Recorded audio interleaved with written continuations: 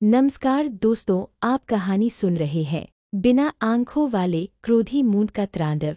मेरा नाम विकास खेलकर है। मैं लातूर में रहता है। मेरे आई बाबा ने बहुत खर्चा करके मेरे को पढ़ाया, लेकिन मेरे को हमेशा अच्छी जॉब के वांधे रहे हैं। अब खर्चा पानी चलाने के लिए कुछ ना कुछ तो करना ही था, इसलिए मैंने एक चिप्स फैक्ट्री में सुपरवाइज़र का नौकरी ले लिया। मेरा शिफ्ट 11 बजे रात में शुरू होता था, इसलिए मैं आराम से खाना गिना खा के नौकरी पे चला जाता था। उस रात करीब 1 बजे फैक्ट्री का पावर सिस्टम शॉर्ट हो गया। सेठ बोला, चारों लोग घर चले जाओ, आज छुट्टी। मेरे तीनों कलीग घर को निकल गए, लेकिन मैं किसी कीमत पर अंधेरे में साइकिल पर घर को नहीं जाने वाला था। सेठ बोला कि ताला लगा के ही फैक्ट्री में सो जा। मैंने शायद वही डेंजर गलती कर दिया। मुझे क्या पता था ऐसा करने पर मुझे खून के आंसू रोना पड़ेगा। सबके जाने के बाद मैंने अंदर से ताला लगाया, तभी अचानक आलू छिलने का मशीन का पहिया घूमने लगा।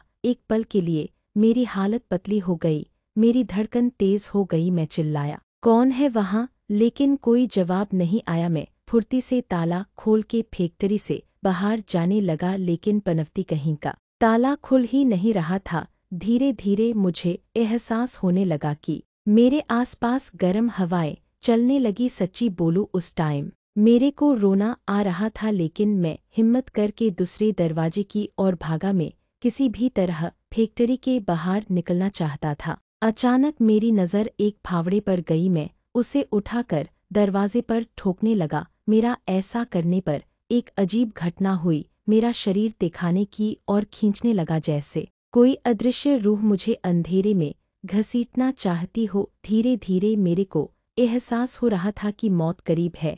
मुझे बार बार आई बाबा का ध्यान आ रहा था। डर भगाने के लिए मैंने जोर जोर से बड़बड़ाना चालू किया।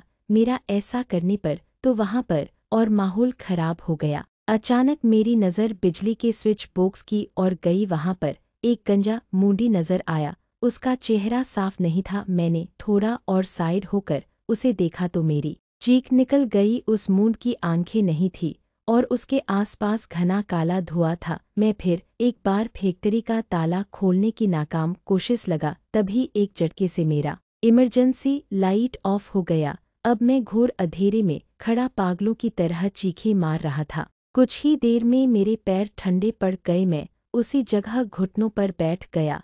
मेरी सांस उखड़ रही थी। शायद मैं आने वाली भयानक मौत के लिए मन ही मन तैयार हो रहा था। अधमरी सी हालत में मुझे महसूस हुआ कि एक फौलादी पंजे ने मुझे खींचना शुरू किया। उस भयानक रूह की घटिया गंध को याद करके मेरे को आज भी उबकियां आ जाती है। कुछ देर बाद महसूस हुआ कि मैं ढेर सारी परछाइयों के बीच में अधमरा सा पड़ा था। वह सब एक दूसरे की ओर देखकर फुसफुसा रहे थे, जैसे कोई चांडाल का दल शिकार खाने से पहले बातचीत कर रहा हो। धीरे धीरे उन सब की आवाज़ें तेज होने लगी। मैंने नज़र दौड़ाई तो मुझे वही गंजा बिना आंखों वाला गुस्सेल मूंड सामने दिखा। अचानक उसने गर्म खोलता हुआ पंजा आगे बढ़ाया और मुझे दरवाजे की ओर खींचना शुरू किया।